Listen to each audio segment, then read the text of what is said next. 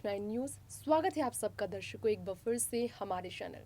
यहाँ मैं आप सबकी होस्ट तृप्ति आज लेकर आई हूँ इस वक्त देश दुनिया की बड़ी खबरों के बीच हमारे इस स्पेशल रिपोर्ट में शाहीन बाग में मचे हंगामे को लेकर वो नज़ारा हम आपको दिखाएंगे जिसमें मुस्लिम जनता से लेकर तमाम ऐसे लोग हैं वहाँ रहने वाले जिन्होंने बीजेपी केंद्र सरकार पर जमकर हमला बोला। शाहीन बाग में बुलडोजर अभियान, अतिक्रमण हटाओ अभियान, अवैध निर्माण को लेकर बुलडोजर अभियान चलाना, लगातार एमसीडी पर निशाना साधना सीधे तौर पर इशारा करता है कि कहीं ना कहीं यहाँ पर निगम चुनाव को लेकर भी इशारा है और बीजेपी पर बहुत ही बड़ी गाज गिरेगी, क्योंकि शाहीन बाग में जो हो रहा है उसके कारण दिल्ली की जनता एक बार फिर भड़की है।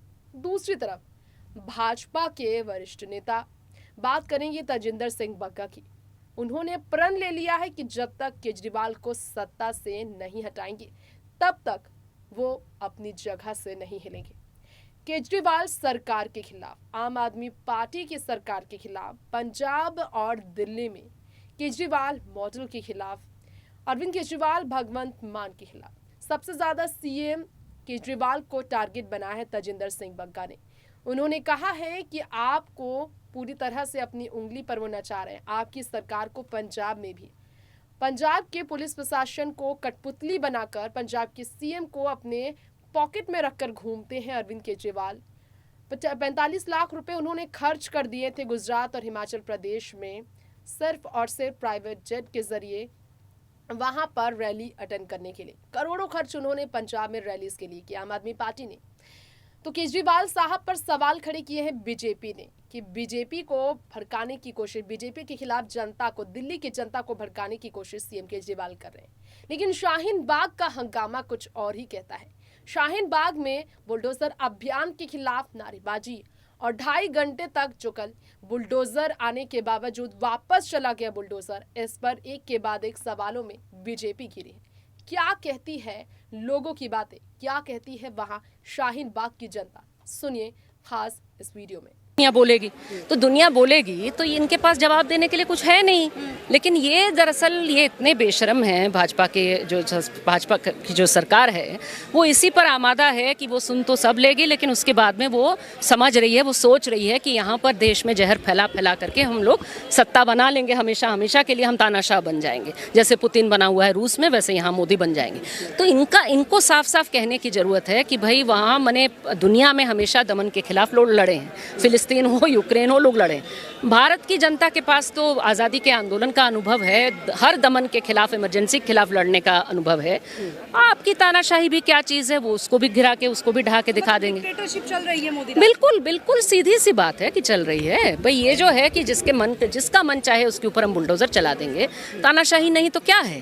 तानाशाही है ना। जिसको जो कह रहा है, जो भाषण देगा, आपके भाषण की कोई आलोचना कर देगा तो उसको यूएपीए में डाल दोगे 2-3 साल के लिए, साल के लिए बिना बेल के। और जो गाली दे रहा है, जो धमकी दे रहा है, माने सिविल वॉर चलाने की धमकी दे रहा है, उसको आप बेल मिल जा रही है। क्या मतलब है? और इन सारी चीज़ों पे वो चुप हैं मोदी शाह। जिस तरह भारत में खेला आकर आ जा रहा है और जिस तरह एक गूंज उत्तर प्रदेश के चीफ मिनिस्टर ने दी थी 80-20 का खेला बता करके हम 80% वाले 20% पर काबिज आ जाएंगे, तो ये गूंज थी। इसका मतलब ये था कि तमाम भारत के जितने भी भगवा बंदर हैं वो टूट पड़े 80% वाले 20% पर, यानी मुसलमानों पर।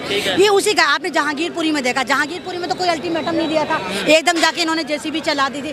जबकि सुप्रीम कोर्ट ने 10:15 बजे स्टेटमेंट दे दिया था कि आप नहीं चलाएंगे। उसके बावजूद 2.5 घंटे तक संविधान की और सुप्रीम कोर्ट की धज्जियां बखेरते रहे। 12:30 बजे तक चलता रहा। अब उसके बाद इन्होंने देखा ये अपने मकसद में कामयाब नहीं हुए। जैसे आपने देखा कल सुप्रीम कोर्ट ने दबादब गिरगिट पुलिस के चमाटे मारे, कहा कि तुम क्या छोना कक्का थे, तुम्हारे मुंह में क्या निप्पिल लगा हुआ था जो तुम वहाँ पे कार्रवाई कर रहे थे, और तुमने जो वहाँ पर एक तरह की जो एक इलीगल यात्रा थी तुम तो उसको प्रमोट कर रहे थे। और दिल्ली पुलिस जिस तरह लगातार कहती है कि नहीं दिल्ली में कोई संसद सजी नहीं, कोई ऐसी हुई नहीं, जैसा आपको याद है स्वामी स्वारानंद ने करके करा था यकीन है। तो दिल्ली पुलिस कटहरे में आ गई और दिल्ली पुलिस की वजह से अब ये सारे के सारा का सारा डाइवर्ट शाहीन बाग पर कर दे, क्योंकि शाहीन बाग एक पहचान, शाहीन बाग एक इज्जत का नाम, शाहीन बाग एक ऐसी जगह का नाम जहाँ मुसलमानों को रिप्रेजेंट करा जाता है। दुनिया में हो सकता है कोई लोग भारत का नाम ना जानते हो, लेकिन शाहीन बाग को सब जानते हैं। अच्छा, शाहीन बाग वही शाहीन बाग जहाँ महिलाएं बैठी थी, अच्छा वही शाहीन बाग जहाँ महिला संविधान लेके बैठी थी और पूरे 3-4 महीने तक बैठी थी। तो उस चीज को खत्म करने के लिए शाहीन बाग को टारगेट करा गया। आप देखिए कि 10 दिन तक हम चिल्ली मच रही है, शाहीन बाग जा रहे हैं, शाहीन बाग जा रहे हैं, बुलडोजर चलेगा, यानी जिहाद कंट्रोल बोर्ड चलेगा। कम्युनिकेशन नहीं होगा, चलता फिरता भगवा बंदा तो ये तो कहता है कि जिहाद कंट्रोल बोर्ड चलेगा। आप भी यहाँ पर हैं, अभी आप देखिए सारा मीराज खान मीडिया यहाँ पर गया है, सारे के सारे यहाँ पर उछल कूद मचा रहे हैं। जेसीबी आई चली गई क्योंकि उनको पता कुछ लीगल इलीगल है नहीं। एक जरा सी पाइपलाइन थी, इन्होंने खुद गिरा दी, यानी जेसीबी का काम इन्होंने खुद ही कर दिया, पब्लिक ने खुद कर दिया। कर्तव्य है, हमको समझना चाहिए, हम गलत जा रहे हैं, ये गलत कर रहे हैं। अच्छा, इमरान प्रताप बुलडोजर जाने के बाद इमरान प्रताप बड़ी सबसे पहली बात है, बुलडोजर तो आया और चला गया, आपने भी देखा। ये लोग यहाँ पर आपने आकर के सियासत कर रहे हैं। सियासत देखिए कोई नहीं कर रहा, सबको अपना अपना है। जैसे आप अभी आए हैं ना, उनको भी अपनी दुकान चलानी है, अपना करना, चाहे कोई हो। एट दी एंड सुने, एट दी एंड बुलडोजर जाने का इंतजार कर रहे थे। पता नहीं है, वो बताएंगे। एट दी एंड सफरर हम है, पब्लिक सफरर है। आज जो यहाँ पे इतनी चीजें आप ही लोगों ने बनाया, हम लोग किसी ने, आप लोग ने हीरो बनाया, हम नहीं दिखाते हैं। आप लोगों ने हीरो बनाया, हमने हीरो ने। अगर हीरो बनाते तो कांग्रेस आज सत्ता में होती। हमने हीरो नहीं बनाया, आप लोगों ने हीरो बनाया। आज आप चलाएंगे कि इमरान प्रतापगढ़ी आए थे, अमानतुल्लाह खां आए थे, सबको। एक सिंपल सा क्वेश्चन है, अगर अतिक्रमण यहाँ था तो हटा क्यों नहीं अभी तक?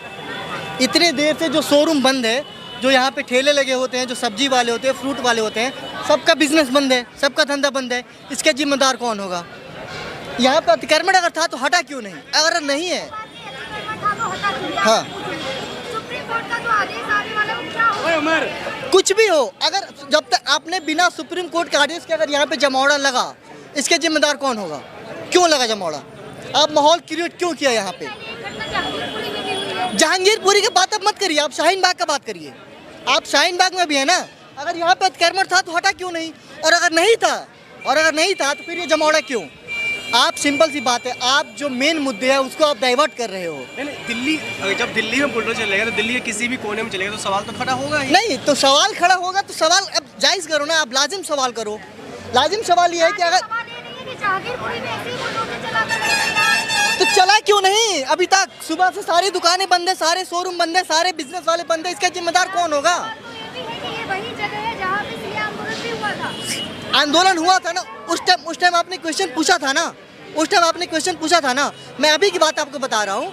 अभी अगर अतिक्रमण, एक चीज मैं आपसे आखिरी में जानना चाहता हूँ, क्या लगता है किसी एक कम्युनिटी को टारगेट किया जा रहा है अब देश में? नहीं, देखिए सिंपल सी बात है, मेन जो रूलिंग पार्टी है, जो भी जिम्मेदार हो, मैं कांग्रेस, मैं बीजेपी और मैं आम आदमी पार्टी को नहीं जानता, जो भी रूलिंग पार्टी है, जो भी इसके पीछे जिम्मेदार है, सबका एक मसला है कि जो गरीब है, जो आम आदमी पार्टी है, उसको मेन मुद्दे से डाइवर्ट करो। तो आपने ये नजारा देखा और देखा आपने जनता का आक्रोश किस तरह से सिर चढ़कर बोल रहा है, किस तरह हिंसक जनता नजर आ रहे हैं। यहाँ भी हिंदू मुस्लिम विवाद एक बार फिर से शुरू हो चुका है। इस हिंदू मुस्लिम विवाद का शिकार भाजपा की सरकार हो रही है, केंद्र सरकार, या फिर इसकी वजह से केजरीवाल की सत्ता जाने वाली है, ये तो वक्त बताएगा। लेकिन जनता की राय सुनने के बाद आपकी क्या मत है, आप हमें कमेंट बॉक्स में ये जरूर बताएं। फिलहाल लेंगे इजाजत, देखते रहें नेक्स्ट 9 न्यूज़। नमस्कार।